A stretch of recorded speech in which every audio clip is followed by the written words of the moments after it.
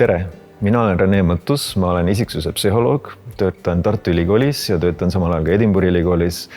Ja mind huvitab see, et miks inimesed üksteisest erinevad ja miks inimesed erinevad näiteks oma isiksusomaduste poolest, miks nad erinevad oma eluga rahulolu poolest, kuidas seda üldse uurida, kui palju neid erinevusi mõjutavad näiteks meie geenid ja kuidas nad seda teevad, kui palju ja kuidas mängivad rolli meie elukogemused ja eriti see, kuidas need geenid ja elukogemused omavahel koosmõjus on ja meie rahulolu näiteks, meie isiksusomadusi mõjutavad.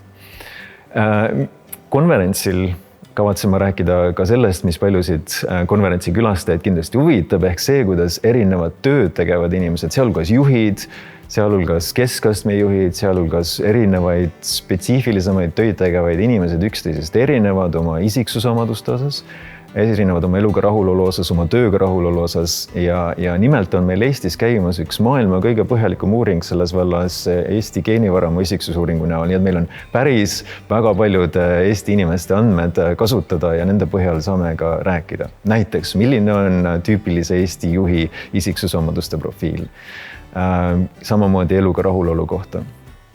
Ja plaanime siis rääkida ka sellest, et kuidas me kavatseme neid tulemusi ära kasutada niimoodi, et päris inimesed sellest kasu saaksid.